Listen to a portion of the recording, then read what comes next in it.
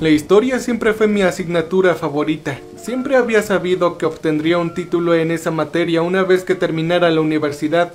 Después de 4 años finalmente me gradué y comencé a trabajar en un equipo de investigación de campo. Fue absolutamente abrumador ser la primera línea entre el mundo moderno y el antiguo. Siempre evaluaríamos la investigación de los historiadores y señalaríamos ubicaciones de sitios potenciales, donde además realizaríamos excavaciones para descubrir cualquier cosa que pudiera ser de utilidad. Mis colegas y yo estábamos ansiosos por encontrar hallazgos innovadores como la piedra Rosetta o los rollos del Mar Muerto, pero nos alegramos de encontrar siquiera fragmentos de cerámica. De cualquier manera, el propósito de este video es explicarte y revelarte uno de los mayores descubrimientos que habíamos encontrado.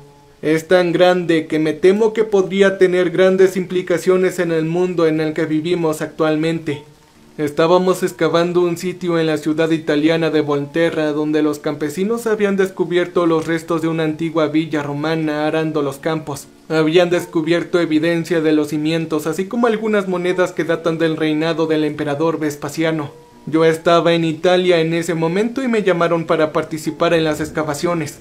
Lo que encontramos fueron en gran parte artículos domésticos típicos romanos, así como algunas armas y muchas infraestructuras dañadas. Fue como si la villa fuera destruida por un incendio y hubo una pequeña escaramuza aquí antes de que se perdiera hasta ahora.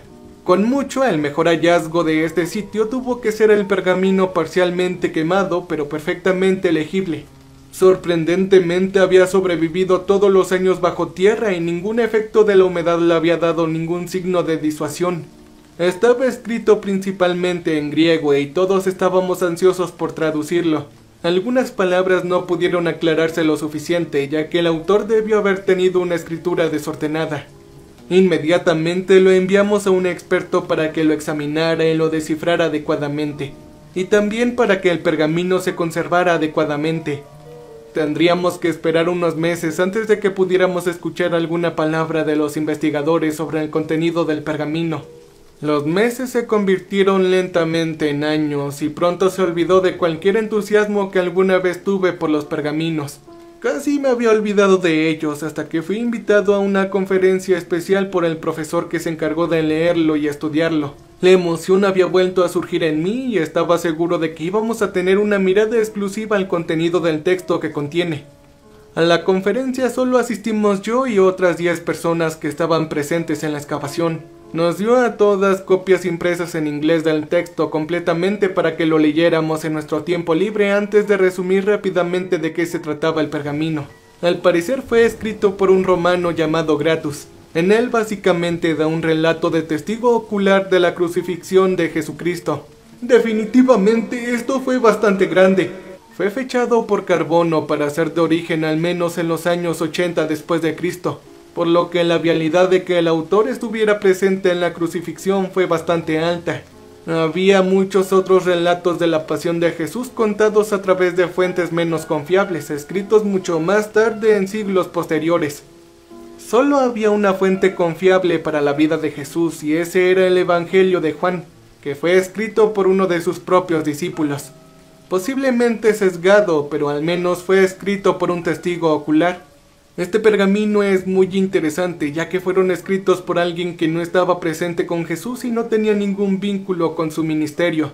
Es básicamente un relato de un romano que estaba supervisando toda la crucifixión y los extraños eventos que presenció a través de su ojo de no creyente. El profesor insistió en que era muy interesante y que esto realmente podría tener el potencial de ser un gran hallazgo y una fuente externa de la iglesia en cuanto a la vida de Jesucristo. Yo estaba más decidido que nunca a leerlo. Cuando volví a casa profundicé en ello. Solo constaba de 6 páginas a 4, por lo que podía leerlo todo fácilmente de una vez. No podía creer lo que estaba leyendo. Las cosas que decía este pergamino eran simplemente impresionantes. Debió haber estado muy en contra de los cristianos al momento de escribir o basado en la naturaleza suplicante de sus escritos para hacer que el lector le crea fue simplemente veraz. Tuve que volver a leerlo. Una vez que terminé, volví a leer una y otra vez hasta que lo revisé casi 8 veces. Lo que Grato, el testigo, había escrito, lo que describió de los hechos de ese día, muy bien podría cambiarlo todo. Toda la idea fundamental de la fe cristiana podría muy bien ser puesta en peligro por este relato de un testigo ocular. Y eso sí que es muy aterrador. Para tu propio beneficio yo te contaré el pergamino que se adjuntará a este video. Ten en cuenta que esto no se ha modificado en absoluto y lo que estás a punto de escuchar es 100% el relato auténtico de un testigo real de la crucifixión. Realmente espero que no necesites escucharlo tanto como yo para comprender completamente sus ramificaciones. Honestamente espero que lo que se menciona aquí no sea cierto, por el amor de Dios. El pergamino comienza de la siguiente forma. Mi nombre es Gratus Cassius Longinus. Nací en una familia de renombre, siendo nieto del infame Casio, quien ayudó a orquestar el asesinato de Julio César. Éramos una familia patricia, con mi padre Quinto, un renombrado general y senador con una vasta cartera de activos agrícolas esparcidos por todo el imperio como mi modelo a seguir. Él y mis dos hermanos mayores tenían una presencia significativa en el Senado. Obviamente era mi destino seguir sus caminos y continuar las tradiciones centenarias de mi familia y eventualmente convertirme también en parte del Senado. Siempre fue mi sueño escalar el Cursus Honorum y convertirme en cónsul de Roma. Incluso si solo fuera por un pequeño periodo de tiempo, sería lo más cerca que podría estar del poder del emperador. El propósito de este trabajo no es describir el mundo romano o mi familia. Tampoco pretendo presumir de muchas de mis hazañas y logros durante mi tiempo. Yo solo deseo contar un hecho muy significativo que sucedió cuando yo era un tribune de 23 años en Siria. Uno de los primeros pasos que cualquier patricio romano debe realizar para escalar el Cursus Honorum fue servir algún tiempo como Tribunus Laticlavius. Básicamente este rol fue durante 3 años, donde debía trabajar en estrecha colaboración con el legado de la legión y ser el segundo al mando. Una vez que esto se completó, era elegible para regresar a Roma para convertirme en cuestor y comenzar oficialmente a desempeñar un papel en el Senado. Fue mi último año como tribuno de la legión gálica bajo Lepsus. Gálica y la legión Ferrata eran las únicas dos guarniciones en Siria en ese momento, y trabajábamos diligentemente para prevenir cualquier incursión de los partos hacia el este. Debido a esto, nuestra ayuda y presencia en la provincia de Judea se había vuelto mínima. Judea era lo que se podría llamar un satélite de la provincia siria, en la que toda su jurisdicción estaba bajo el gobernador de Siria. La distancia entre las provincias era demasiado difícil de cubrir para un solo hombre, por lo que se eligió un prefecto para representar al gobernador. En este caso, el prefecto en ese momento era Ponticus Pilatus. Estaba desesperado por más presencia militar romana en Judea después de que el número de patriotas judíos comenzara a aumentar. Estos celotes siempre fueron una molestia para los romanos en Galilea, pero ahora habían comenzado a extenderse hacia el sur en Judea y comenzaron a amenazar al mismo Pilato. Al ver que estábamos en un momento relativamente pacífico con los partos, Lepsus me ordenó con un destacamento de una corte que fuera a Judea y me encontrara con Pilato en la capital de Cesarea. Nos tomó casi una semana, con algunas molestias de los bandidos locales antes de llegar. Al llegar me reuní con el prefecto, que me contó la situación en Judea. Se acercaba la fiesta de Pascuas, en la que judíos de toda Palestina acudían en masa a Jerusalén para representar sus respetos ante el monte del templo. Como prefecto tenía el deber de viajar a Jerusalén a estar presente durante este festival para recordarle a los judíos quién estaba a cargo de ellos y mantener el orden.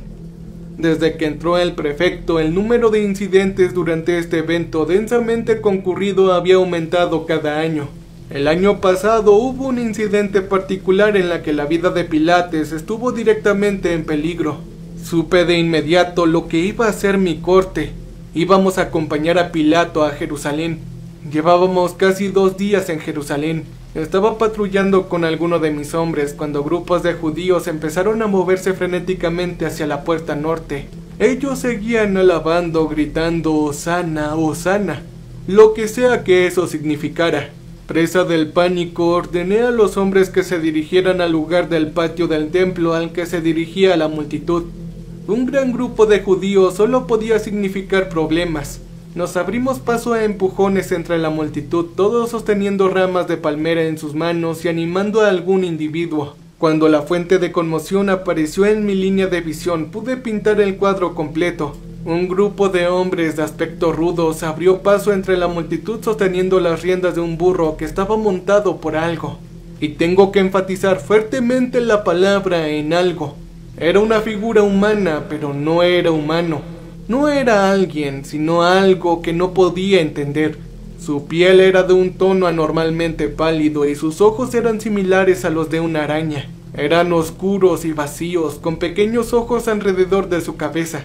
Su cabello era de un rojo negruzco con largas rastas que le caían por los hombros. También le faltaba una nariz humana y no tenía boca. Nunca había visto nada como esto. Seguramente cualquier otra persona cuerda compartiría el mismo miedo y repulsión que yo tenía. Me volví hacia uno de mis soldados y le pregunté qué demonios pensaba que era esta cosa.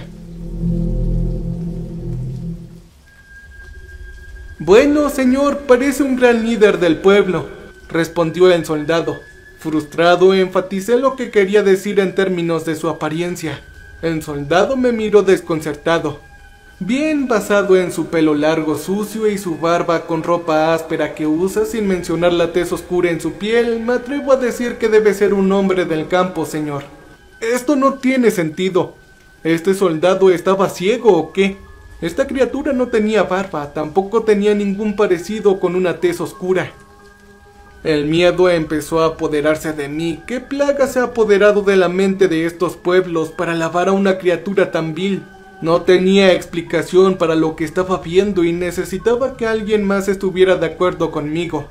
Comencé a preguntarle a mis soldados lo que veían, a lo que solo confirmaron lo que había descrito el primer soldado. Debí haberme vuelto loco. ¿Cómo podría ningún romano cuerdo ver esto? Me volví hacia un judío que estaba en trance, gritando alabanzas al hombre, saltando de alegría mientras agitaba su rama de palma. Agarrándolo por los hombros, lo obligué a mirarme a los ojos y le ordené que me explicara qué era aquello que adoraba. El hombre no perdió su mirada de su alegría y felicidad. Debió haber estado bajo algún tipo de hechizo de esa criatura. Continuó explicando que este era el Mesías y que su nombre era Jesús. Fue un gran profeta y maestro de las escrituras judías y se decía que incluso tenía poderes para realizar milagros. Grité a todo pulmón preguntando qué era esa cosa real encima del burro. Mientras hacía esto me sorprendió la presencia de mis hombres que procedieron a quitarme el hombre y arrestarlo pensando que yo había sido atacado.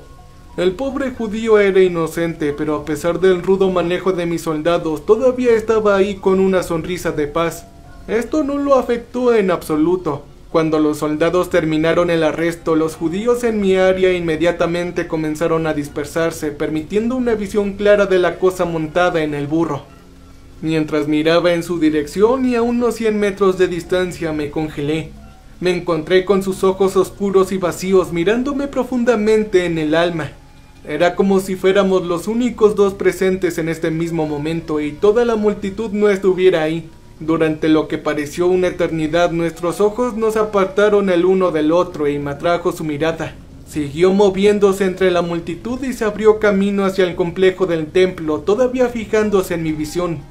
Cuando finalmente desapareció de mi vista, volví a mis sentidos donde mis soldados esperaban mi orden sobre lo que íbamos a hacer a continuación. Les dije que se quedaran mientras yo me apresuraba a regresar con Pilato para contarle lo que había visto. Como era de esperar, Pilato pensó que seguramente me estaba volviendo loco. ¿Cómo diablos podría existir una criatura tan vil como la que le describí? Sin embargo, fui inflexible y continué enfatizando mi versión de la historia, pero Pilato se impacientó y me rechazó diciendo que vería a este hombre por sí mismo cuando llegara el momento. No queriendo arruinar mi reputación como tribuno tan cerca de mi regreso a Roma, reconocí al prefecto y esperé nuevos desarrollos con todo esto. Esta situación estaba en el radar de todos de cualquier manera debido a la gran reunión que seguía. Finalmente llegó el momento en que Pilato vería al hombre por sí mismo. Habiendo sido arrestado por los sumos sacerdotes judíos, esta criatura fue llevada ante Pilato para ser juzgada. Estuve junto a Pilato durante toda la prueba temblando de miedo. Al igual que la última vez que lo vi, sus ojos vacíos se clavaron en mi alma durante toda la prueba. Solo quería gritarle por qué me miraba tanto, pero mi reputación me detuvo. Cuando Jesucristo fue despedido para un nuevo juicio, Pilato se me acercó y se rió diciendo que debía tener un estándar muy alto para ver a la gente común como monstruos horribles. No lo pude entender. ¿Por qué yo era el único que podía ver esta cosa horrible? Estaba empezando a pensar que tal vez tenía algo malo conmigo. Quizás me estaba volviendo loco, pero honestamente no podría haberlo estado. Esa cosa estaba tan clara en mi visión como el mismo suelo sobre el que me encontraba parado. No era solamente un accesorio de mi imaginación. Él estaba ahí, era de carne y hueso. Ahora lo que sucede dentro de las próximas 12 horas es que Jesús es devuelto a Pilato para que tomara la decisión final de su destino. Para mantener contenta a la multitud recurren a que lo condenen a muerte por sedición. Lo llevaron a Gólgota para ser crucificado y yo sería el supervisor de toda la ejecución. Durante toda la prueba de llevar la cruz por las calles, este Jesús no soltó el control de su mirada sobre mí, ya fuera sobre sus principales ojos frontales o los ojos en la parte posterior de su cabeza, siempre estaban fijos en mí. Cuando llegamos al lugar de la crucifixión, comenzamos a colocarlo en la cruz. Tenía miedo de acercarme demasiado a esta cosa, pero el deber me indicó que lo hiciera. Lo acostamos sobre la cruz y agarré uno de sus pálidos brazos donde estaba para clavarle la palma a la cruz. Fue entonces cuando lo escuché. Una voz extraña en mi cabeza. Venía de esta criatura. Era muy crujiente y no se parecía en nada a ningún humano que hubiera escuchado antes. Él me dijo estas palabras: clavado en la cruz, el plan de Dios era este. Sin embargo, inactivo en la tierra vivirás para ver cuando vendrá Él a herir a los tuyos. No tenía la menor idea de lo que estaba hablando y me alejé lentamente de él. Estas palabras siguieron resonando en mi cabeza. ¿Qué diablo significaba esto? Los soldados lo levantaron y la criatura ahora colgaba de la cruz. Muchos de sus seguidores se quedaron parados llorando y lamentándose de luto absoluto. Una mujer en particular, de quien supe que era su madre, estaba absolutamente destrozada al ver a su hijo colgando en la cruz. ¿Pero por qué? Esta cosa ni siquiera era humana. Estaba mejor muerto que vivo. Siguiendo las emociones de todos, la forma humana que esta criatura tenía para todos estos seguidores debió haber sido severamente golpeada y cercana a la muerte, pero la verdadera forma no tenía ni un solo rasguño. Colgó ahí vivo como siempre, con esos malditos ojos horribles clavados en mí. Pasaron 6 horas y la forma humana de la criatura dejó escapar un grito y algunas palabras que no pude escuchar ya que no formaba parte de nuestro idioma. Él murió, pero el monstruo con el que ya me había familiarizado demasiado todavía estaba vivo. Y por supuesto todavía me seguía observando. Algunos seguidores cercanos bajaron el cuerpo y lo llevaron a una tumba. Todos los presentes estaban profundamente deprimidos y molestos por perder un modelo a seguir tan inspirador. La madre fue la última en salir de la tumba, emocionalmente destruida por todo el trauma del día. Mientras rodaban la piedra en su lugar para sellar la tumba, vi en las sombras de la roca tallada la figura de esa criatura de pie todavía mirándome dentro de mi alma. Ahora, debido a la severidad de las acciones de este Jesús contra la autoridad judía, todos temían que sus seguidores vinieran en algún momento de los próximos 3 días para reabrir la tumba, robar el cuerpo y andar proclamando que había resucitado de entre los muertos como supuestamente se había profetizado. Para mantener felices a los judíos, Pilato ordenó que un destacamento de soldados hiciera guardia en la tumba durante los siguientes 3 días. A un centurión se le dio la tarea de comandar a los soldados, pero yo sabía que todos estarían en peligro sin saber la verdadera identidad de lo que había dentro. Insistía en ir con ellos y vigilarlos durante todo el tiempo. Pronto llegaría a lamentar esa decisión, por lo que escribo a continuación es la mayor advertencia que puedo dar a todos aquellos que siguen a este hombre y se llaman a sí mismos cristianos. Aclaro que yo no tengo nada en contra de la religión e incluso yo me considero ateo. Finalmente había llegado el tercer y último día de nuestro deber de guardia y estaba oscuro en medio de la noche. No habíamos tenido problemas con la gente común todo el tiempo y estaba seguro de que la gente no iba a ser el problema. Sin embargo, sabía que esa cosa todavía estaba viva en la tumba. Saqué mi gladius y me paré junto a la piedra enrollada. Pensar que esa cosa probablemente estaba al otro lado a menos de 1 metro de mí en esta noche fría y oscura me aterrorizó. Solo quería ir ahí y matarlo si era posible para mi deseo. Entonces sucedió algo extraño. El cielo se convirtió en una niebla roja y todo se quedó quieto. ¡Todo! La ligera brisa que mantenía los olivos en movimiento lentamente se había detenido. El silencio de la noche de repente se volvió más silencioso que la muerte misma.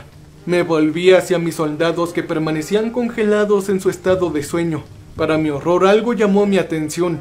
Había algo parado directamente detrás de mí. Me di la vuelta solo para estar cara a cara con la criatura que me había estado atormentando durante la otra semana. De alguna manera fue capaz de hacer retroceder la piedra y liberarse. Estaba sin palabras. Estaba seguro de que iba a morir. Este es el comienzo de la victoria. Esa misma voz crujiente que escuché en mi cabeza. ¿Qué victoria? ¿Contra quién? Pensé para mí mismo sin darme cuenta de que la criatura tenía acceso a mis pensamientos. Y él respondió: oh, ya lo verás por ti mismo. Ya tenía suficiente, iba a terminar con esto. Coloqué mi gladius en defensa. Él no se inmutó, tampoco penetró su carne. Mi espada lo atravesó, pero no hizo ningún efecto sobre la criatura. Fue como si atravesara un fantasma con una puñalada. Pero esta cosa estaba ahí, delante de mí. Di otro golpe hacia su cuello. Esta vez me encontré con el reflejo más rápido que jamás hubiera visto. Consiguió bloquear mi golpe sujetándose con fuerza al brazo de mi espalda y con un movimiento repentino fui arrojado al otro lado del patio. Nunca antes había sentido tanta fuerza sobrenatural. Cuando recuperé la compostura, miré hacia la criatura solo para encontrarme con cientos de esos ojos negros oscuros mirándome fijamente. Muchas figuras de esta misma criatura estaban junto a la original, se movieron al mismo tiempo como un gran organismo. Lentamente pasaron junto a mí y desaparecieron en la oscuridad que me rodeaba. Por último vino la criatura original mirándome por última vez y me dijo: «Nos reuniremos de nuevo pronto», recitó y posteriormente también se desvaneció en la oscuridad. En el instante en que dejó mi línea de visión, la neblina roja desapareció y la noche volvió a la normalidad. Mis hombres seguían durmiendo como si nada hubiera pasado, pero ahí ante mí la tumba estaba abierta de par en par. No tenía idea de cómo podría explicar esto. No podía creer lo que había presenciado y ver que habían cientos de estas cosas me heló hasta la médula. ¿Qué diablos estaban planeando para la humanidad? ¿Y por qué tuve que ser yo quien viera crecer su plan malévolo? Lo que sucedería a continuación sería una bola de nieve completamente fuera de control. De lo que aparentemente comenzó como un culto a los judíos, rápidamente comenzó a extenderse por el mundo romano. Los seguidores de esta criatura, el hombre al que llamaban Jesús, predicaron su palabra por todo el Mediterráneo. No pasó mucho tiempo hasta que finalmente llegó a Roma. Estaba muy ansioso por investigar este culto y me quedé muy sorprendido al escuchar cuáles eran las principales enseñanzas. Amarnos unos a otros como a nosotros mismos. Era un culto basado en la hermandad universal y la paz. Para ser honesto, fue casi revolucionario en el mundo romano, aunque es muy poco probable de que despegue pronto debido a la presencia de esclavos y plebeyos menores. Mientras escribo esto ahora, el culto al cristianismo continúa extendiéndose y sus seguidores continúan creciendo. No sé dónde terminará o si llegará a ser aún más grande de lo que se ha convertido. Ojalá que su religión no crezca. Pero todo lo que sé es que hay algo siniestro que impulsa este nuevo culto. Sus buenas enseñanzas y palabras específicas son un mero disfraz de un plan más amplio y siniestro. ¿Y qué es ese plan? No puedo decirlo en ese momento. Lo que puedo decir es que quien quiera que fuera la criatura que vi ser crucificada no era algo que me gustaría llamar mi salvador. Era la encarnación de algo mucho más oscuro de lo que jamás podría imaginar. Mi mayor esperanza era que este culto muera antes en el lugar de crecer más de lo que ya lo ha hecho. Finalmente, para terminar este texto, debo mencionar los extraños fenómenos que me sucedieron. Los años venideros, después de la crucifixión, la vida continuó con normalidad. Estaba casado con una hermosa chica y comencé a escalar el cursus honorum. Pero los años se convirtieron en décadas y me estaba pasando algo extraño. Verán, por alguna razón yo no estaba envejeciendo. Mi cuerpo permaneció congelado en el tiempo como mi yo de 23 años. Mi esposa envejeció hasta convertirse en una anciana y sucumbió en la vejez. Sin embargo, aquí me quedé yo a la edad de 96 años sin una arruga en mi rostro y todavía tan en forma y guapo como siempre. Una bendición que algunos podrían decir, pero yo la considero más como una maldición. Después de todo, ese es su plan. Se supone que debo presenciar cómo sucede cuando sea lo que esa cosa esté planeando. Realmente espero y rezo a Júpiter para que cuando alguien lea esto no sea demasiado tarde. ¡Encuéntrame! Si el mundo aún no se ha acabado, estoy seguro de que estaré ahí en alguna parte. Necesitamos detenerlos, ahora sabes la verdad tanto como yo. Es solo cuestión de tiempo hasta que esas criaturas regresen. Por favor, si encontraste este pergamino, búscame o ellos te encontrarán porque sabes esta información valiosa. Además, ayúdame a compartir este video. Los veré en la próxima.